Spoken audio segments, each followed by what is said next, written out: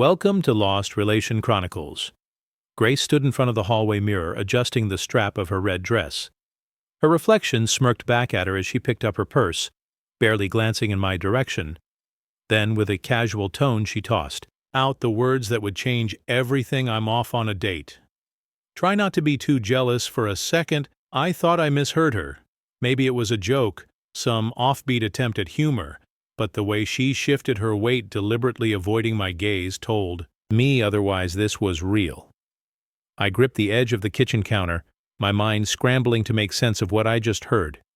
"Excuse me," I finally said, keeping my voice steadier than I expected. Grace sigh, already sounding tired of the conversation. "You heard me?" she said, flipping her hair over her shoulder. "I have plans tonight with someone else."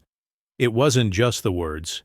It was how effortlessly she said them, like it was no big deal, like it was perfectly normal to stand there wearing a dress. I had bought her and announced she was going out with another man. The word date settled in like a dull ache in my chest. I should have reacted, said something, demanded an explanation. Instead, I just stood there, realizing how little I actually knew. The person in front of me, "I suppose you expect me to just accept this?" I asked. Forcing a slow breath, she smirked again, but this time it felt different, colder. "I expect you to be an adult about it," she said, as if explaining something obvious. "We've been together for years. Marriage gets boring. I just want to explore my options." I let out a quiet, humorless laugh.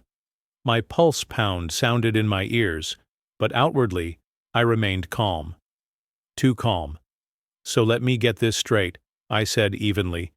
"You're just seeing someone else now? No discussion, no consideration for what?" "I might think," she shrugged, as if it was the simplest thing in the world. "You would have found out eventually, so why hide it?" "It's not like I'm leaving you." She wasn't sorry. She wasn't even hesitant. She had already made her decision. Now it was my turn to make mine, and something told me that by the time this night was over, she wouldn't be smirking anymore. She stood there in front of the mirror, adjusting her dress, as if nothing had happened, as if she hadn't just dismantled the foundation of our marriage. With a few careless words and an indifferent shrug, she was going on a date with someone else. The thought should have made my pulse race, should have filled me with rage, but instead, I felt eerily calm.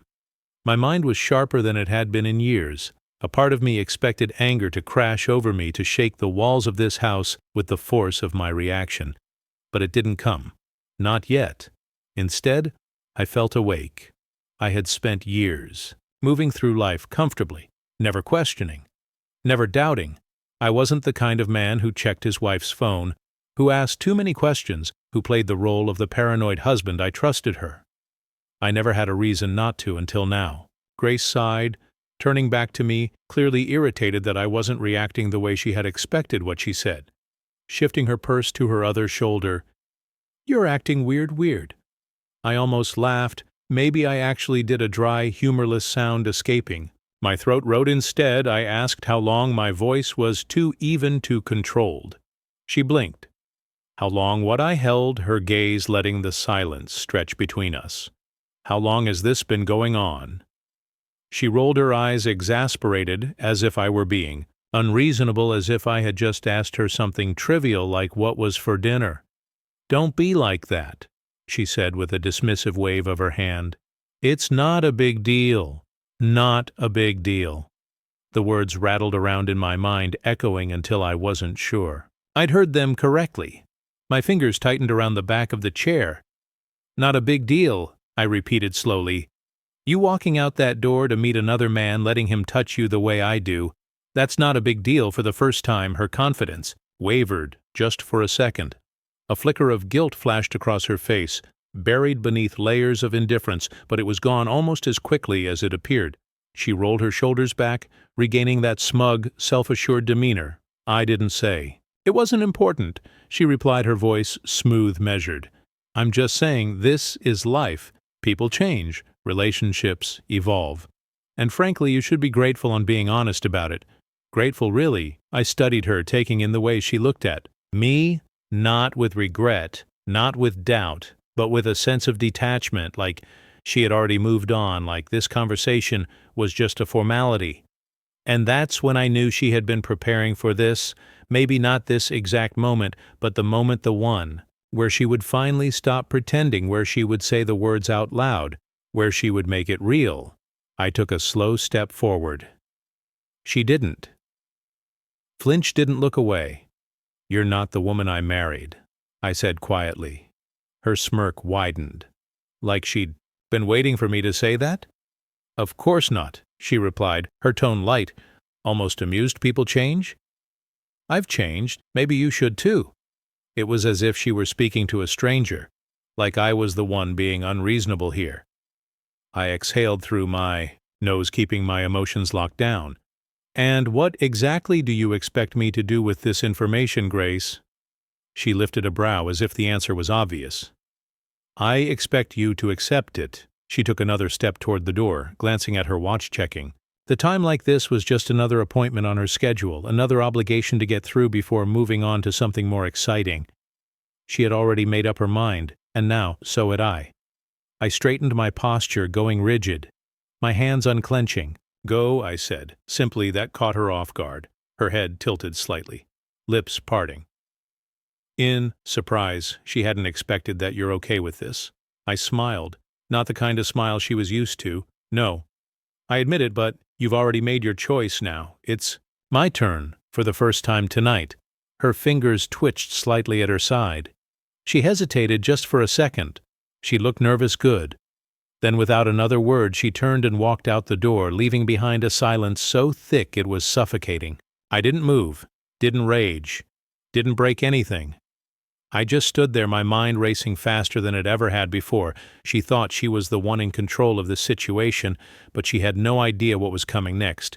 And by the time I was finished, she wouldn't be smirking anymore. The silence stretched around me long after the door clicked shut. But it wasn't just silence. It was the kind that seeps into your bones, that makes a place you once loved feel unfamiliar, almost haunted. Grace had walked out like she hadn't just torn our marriage apart with a smirk and a few careless words. "I'm off on a date. Try not to be too jealous." The sentence replayed in my mind over and over like a broken record. With each repetition, the weight in my chest grew heavier. I looked around the house, the home we had built together, the framed photos on the walls, the faint scent of her perfume still lingering in the air, the half-empty coffee mug on the counter from that morning. Everything looked the same, and yet nothing. I sank into one of the dining chairs, rubbing my temples as my thoughts spiraled.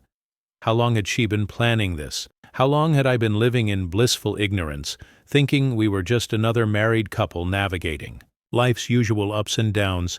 Had she been seeing this other man for weeks, months, years? I wanted to be angry, wanted to feel the kind of rage that would make me punch a hole in the wall, break something, scream, until my voice was raw, but I didn't feel any of that. All I felt was clarity. She had made her choice, and now for the first time in a long time, I had a choice too. Most men in my position would have confronted their wife immediately.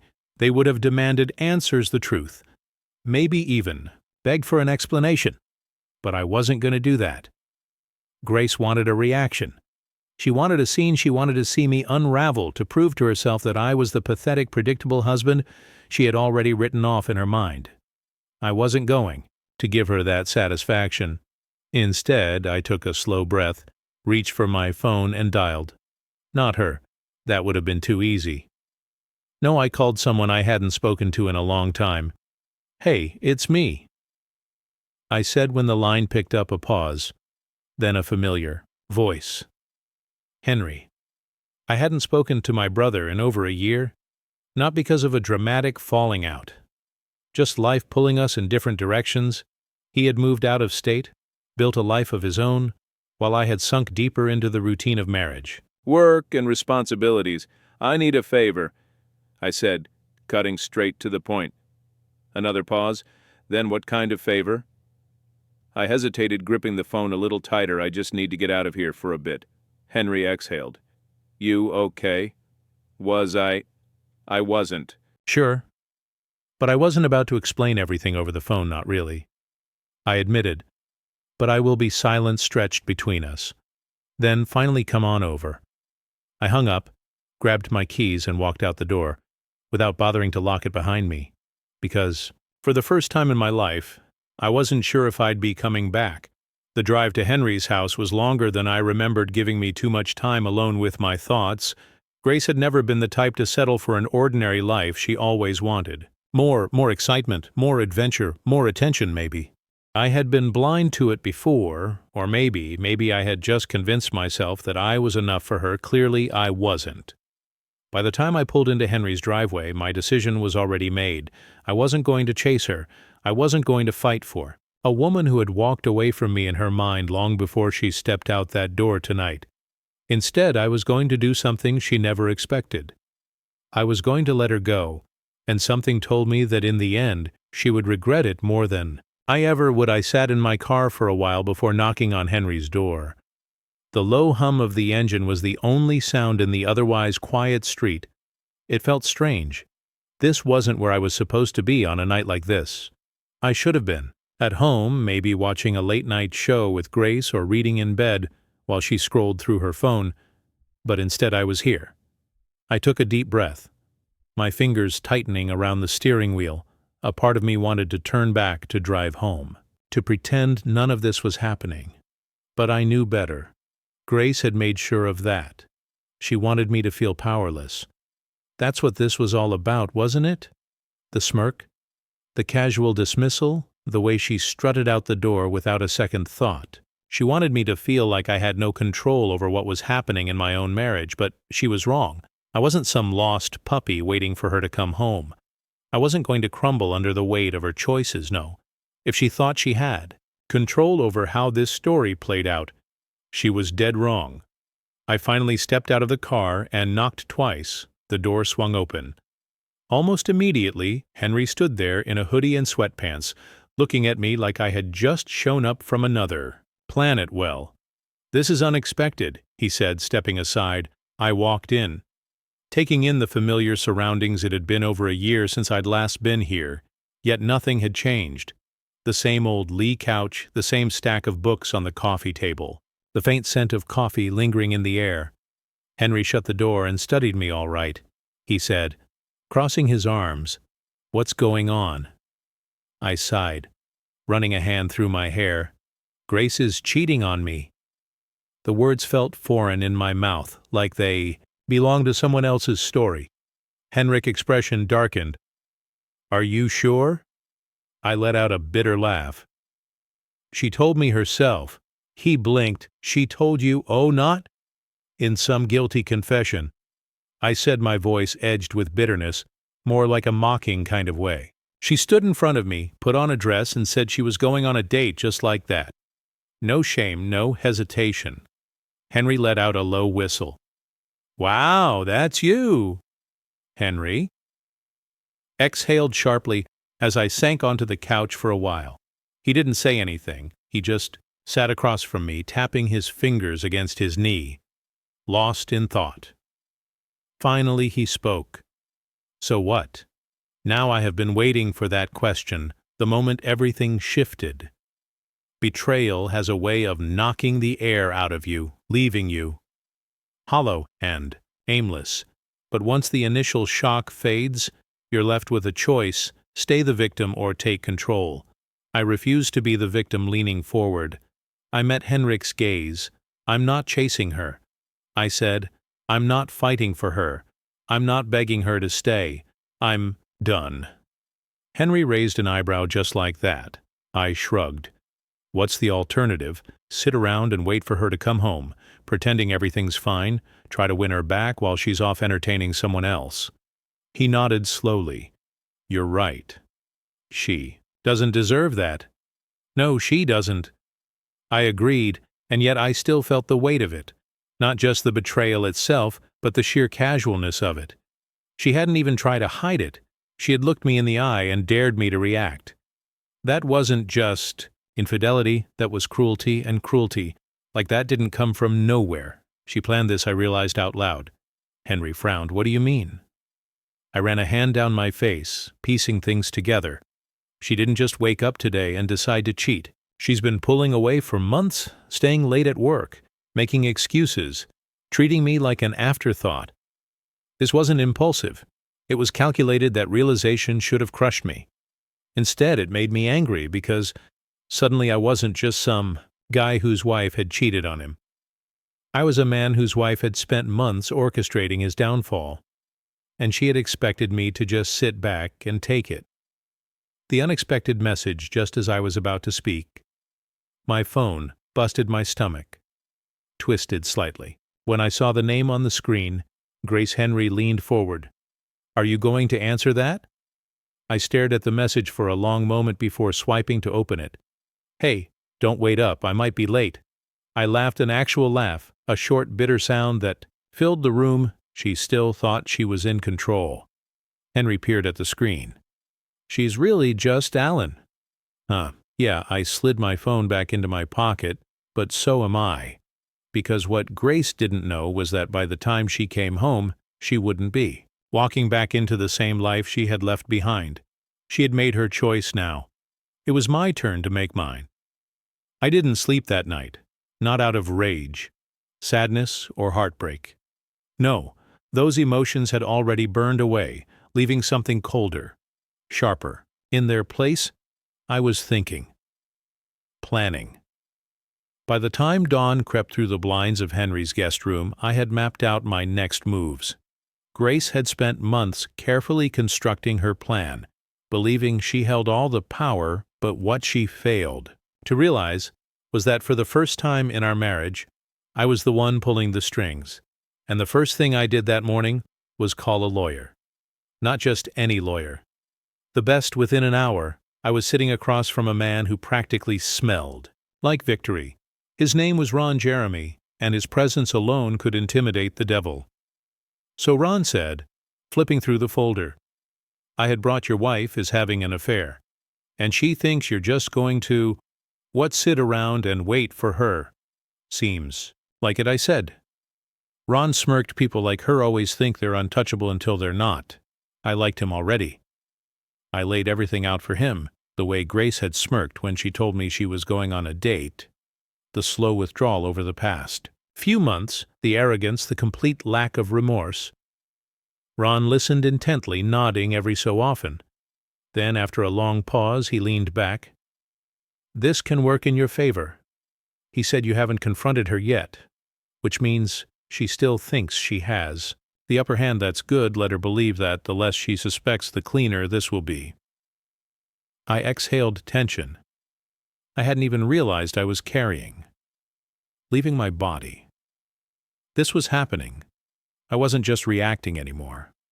I was acting that evening. I returned home. I had expected the house to feel different foreign after everything that had happened, but it didn't.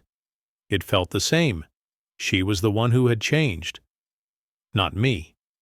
I stepped inside, shutting the door behind me.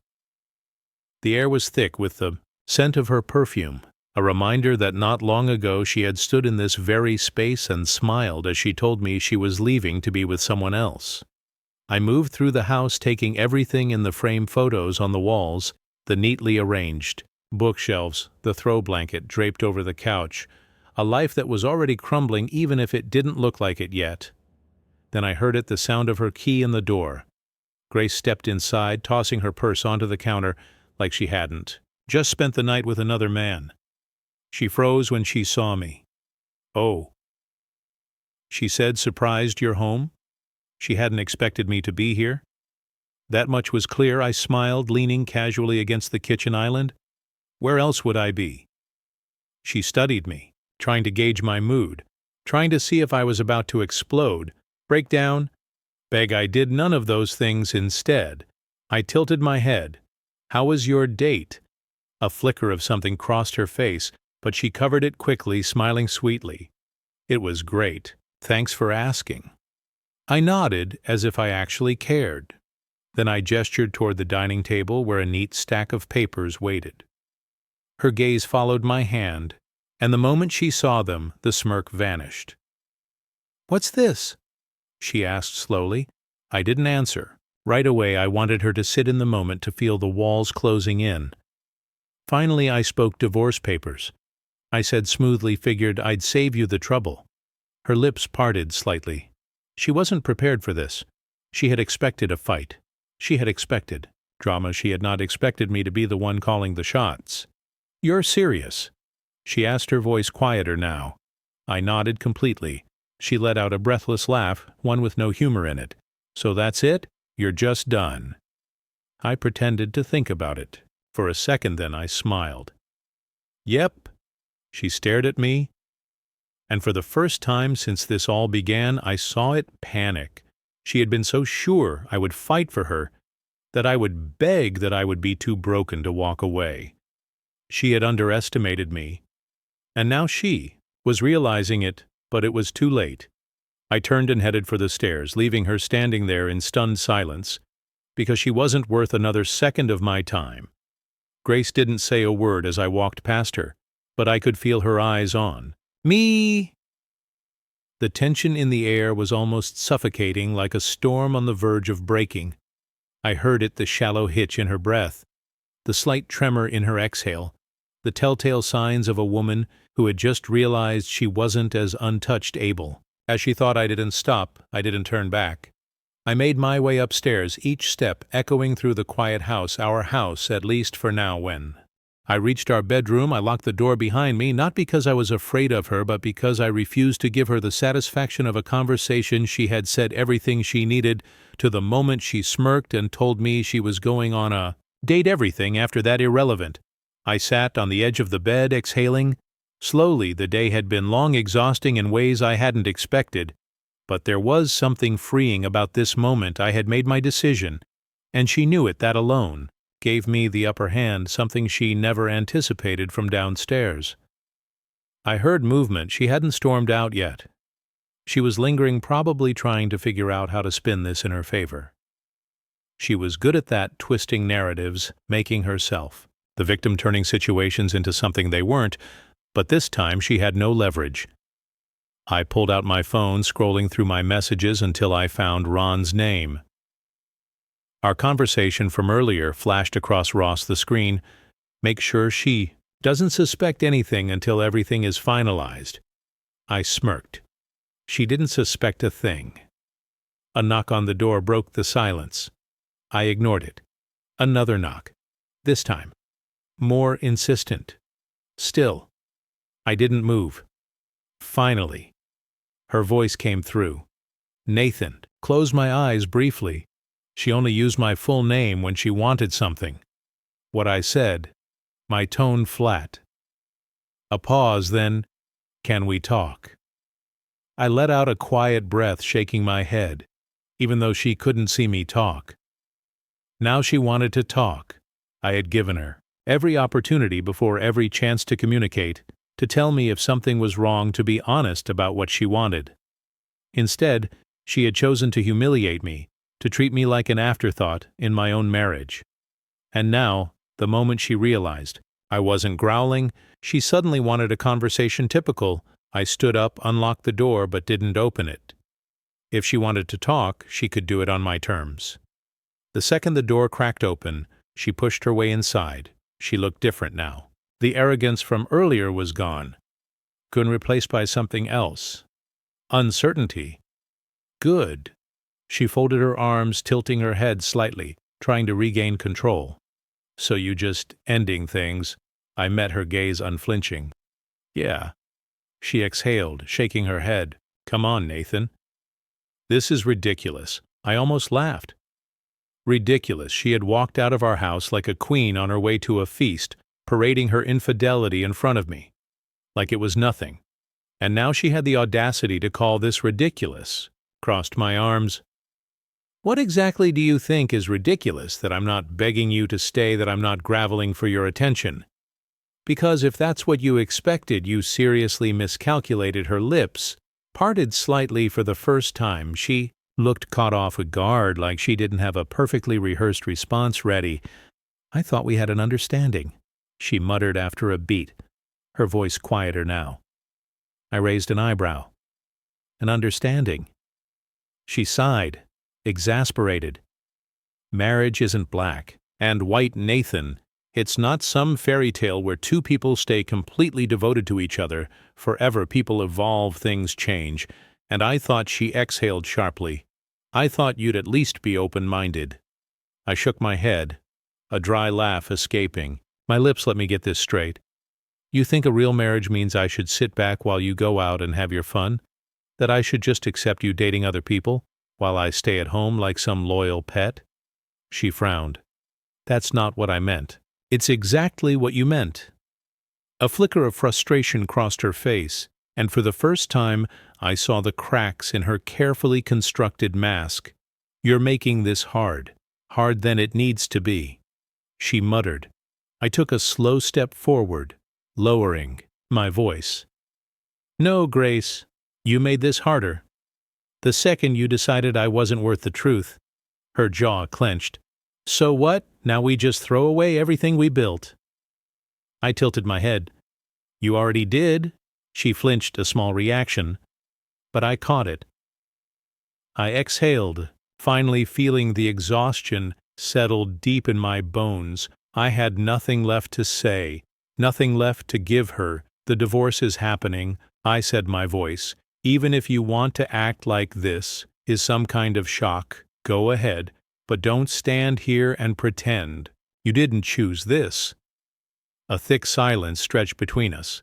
Then finally she turned on her heel and walked out of the room. This time I didn't watch her go. I didn't care anymore because, for the first time in years, I was done fighting for something that had been gone long before this moment. The second Grace left the room, the weight of everything settled on my chest. But it wasn't grief. It wasn't sadness. It wasn't even rage anymore. It was liberation. I ran a hand over my face, action slowly. The house was silent now, save for the distant sounds of Grace moving around downstairs, the soft clink of glass, the shuffle of her shoes against the hardwood floor, small signs of a woman trying to process the unthinkable in her mind. I was supposed to fight for her. Her. She thought she had me so wrapped around her finger that I'd be desperate to keep her desperate, to convince her that what we had was worth saving. She never once considered that I might have already let her go. I walked to the window and pulled the curtain back slightly. Outside, the street was quiet, the glow of streetlights casting long shadows over the pavement. It was strange how normal everything looked when my entire world had just shifted. Then I heard her voice, soft at first, muffled. I turned my head slightly. Realizing she was on the phone at first, I wasn't going to listen. I had spent enough time caring about what she had to say. But something in her tone made me pause. It wasn't the confident, smug voice she had used with me earlier. It wasn't laced with the usual arrogance she carried like a shield. No, this voice was shaken. I moved closer to the bedroom door, my footsteps silent as I cracked it open just enough to hear, "I don't know," she whispered. Harshly, "He's not reacting the way I thought he would." I froze my grip on the doorknob, tightened my stomach, twisting into something cold, something sharp. Who was she talking to, and why did she sound worried? She let out a frustrated sigh. No, I didn't think he'd be happy about it, but I at least thought he put up a fight. He just agreed. It's like he doesn't even care.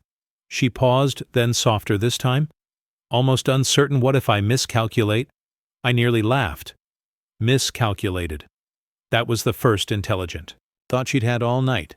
I leaned against the doorway, arms crossed, letting the conversation unfold. There was a long silence before she exhaled sharply. No. He doesn't know why. Would I tell him that would ruin everything? Another pause. Then her next word sent a slow creeping fire through my veins. I'll handle it. Just stick to the plan. The plan. Of course there was a plan. I should have known Grace was never the type to take risks without a safety net. This wasn't some impulsive decision, it was premeditated. And I was never supposed to react this way. I was supposed to beg. I was supposed to argue. I was supposed to be so emotionally wrecked that I wouldn't even see the trap. Too bad for her. I wasn't the man she thought I was. I took a quiet step back, exhaling slowly. My pulse was steady, my mind clearer than it had been in years. This wasn't just about infidelity anymore. This was a game. and she thought she was the only one playing. I turned, walking back to the bed and picking up my phone. If she had a plan, it was time I made one of my own. One she'd never see coming for days. I had been watching Grace piecing together the puzzle she never expected me to solve. She had been orchestrating this long before that night. Long before she stood in front of me and smirked about her date. And the worst part, she had been so damn sure of herself, so confident, that I would react exactly the way she wanted me to, but now she was starting to sweat. I noticed the little things first. The way she hovered around her phone, checking it constantly. The way she'd start to say something to me. Then stop herself, hesitating in a way she never had before. The way she stayed home more, almost as if she was waiting for me to explode, to finally give her the fight she had been counting on. I gave her nothing, and that terrified her because I wasn't acting like a heartbroken husband. I wasn't screaming. I wasn't threatening. I wasn't begging. I was calm, and people like Grace, they don't know what to do with calm. I let her stew in it for 3 days. Then on the 4th, I set the final piece into motion. I waited until she was out of the house, then made a few calls.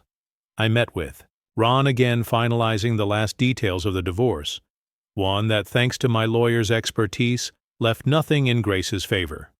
The house mine, the assets mine, the evidence of her infidelity carefully prepared in a file that ensured she wouldn't be able to fight back. By the time I was done, there was no escape route left for her. She had walked right into her own trap that evening.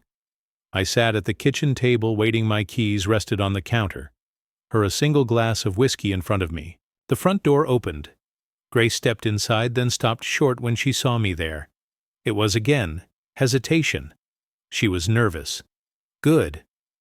I gestured to the chair across from me. Her jaw tightened, but she did as I asked. I watched her carefully, noting the slight tension in her shoulders, the way her fingers fidgeted against the table. She was waiting for my reaction. What she didn't realize was that I'd already given it, and she was about to feel it. I slid the folder toward her. She stared at it. "What this? Open it!" She hesitated, then reached forward and flipped it open the moment her eyes landed on the contents. Her entire body went still. "You've been planning this," I said casually, leaning back in my chair. I figured it was only fair that I had a plan too. Her throat bobbed as she swallowed, her fingers tightening around the paper. "This is divorce papers." I cut in smoothly, finalized, and since I was the one betrayed, I made sure they worked in my favor. Her lips parted slightly, and for the first time I saw it. Fear, not sadness, not anger. Fear she never thought she'd lose. She never thought I would be the one to take control. She started, but I held up a hand. "Don't," I said, my voice firm. "I don't care what excuse you had. I don't care what your plan was. I don't even care who he is." I leaned forward slightly, lowering my voice. "I just care that you get the hell out of my house." Her breath hitched. "Nathan, this was your choice." I reminded her. "You wanted freedom. You have it. You wanted to date other people. Congratulations, you can do that. Somewhere else." She blinked rapidly, her fingers curling into fists. "You don't understand." "Oh, I understand perfectly," I said coldly. "You thought I was weak. You thought I'd fight for you. That I'd be so broken by this. I'd play right into whatever script you had prepared." I tilted my head, but you miscalculated silence. Then, finally, she let out a shaky breath and laughed. Not a real laugh, bitter, breathless. The sound of someone who had just lost everything. She shook her head. "I guess I did." I stood, grabbing my keys pack. "Your things, you're leaving tonight." She didn't argue. She didn't cry. She just nodded, staring down at the papers as if trying to comprehend how she had ended up here. She had been so sure she was in control, so sure she held all the power. But in the end, she had played herself and me. I walked out that door. Did I just let the man who stole my wife and wrecked my marriage walk away? Not a chance. I wasn't about to let him go, and scathed while I picked up the shattered pieces of my life, so I did what any man in my position would do. I spoke to Ron. Ron had been my lawyer for years. But more than that, he was connected. He knew people. The kind of people who could handle things in ways the law couldn't. Sitting across from him in his dimly lit office. I leaned forward, keeping my voice low. I need to know who he is. Ron nodded, as if he had been expecting this. I figured you'd ask, give me a few days, and if I want more than just a name, I asked carefully. He studied me for a moment, his fingers drumming against the edge of his desk. We'll talk after you get the name. 3 days later, I was back in his office. Ron lit a cigar, took a slow puff, and slid a folder across the desk. John Wayne, he said simply. I picked up the folder and fly through it. A picture of a man in his late 30s, sharp suit, slicked back hair. Smug, the kind of guy who thought he was untouchable. Where does he work? I asked finance. Firm downtown, Ron replied. He and a senior analyst, and get this, married 2 kids. I let out a low chuckle. So he wrecks homes for sport. Ron exhaled smoke and leaned back. Looks like it. Then after a pause he added, for a little extra, I can make sure. He understands the consequences of screwing with another man's wife. I met his gaze. How much extra? Ron named a figure. It wasn't cheap, but it was worth it. I reached into my jacket, pulled out a check and slid it across the table. Make it hurt, I said. Ron smirked, tucking the check into his desk drawer. Consider it done. 2 days later, the news came in. John had been jumped outside his office late at night, just as he was heading to his car. They took his wallet, his watch, and paid some special attention. To his male appendages, he spent a week in the hospital. I didn't visit, of course, but I heard he wouldn't be wrecking any more marriages any time soon. Grace, on the other hand, tried to fight the divorce. She dragged it out for 7 months.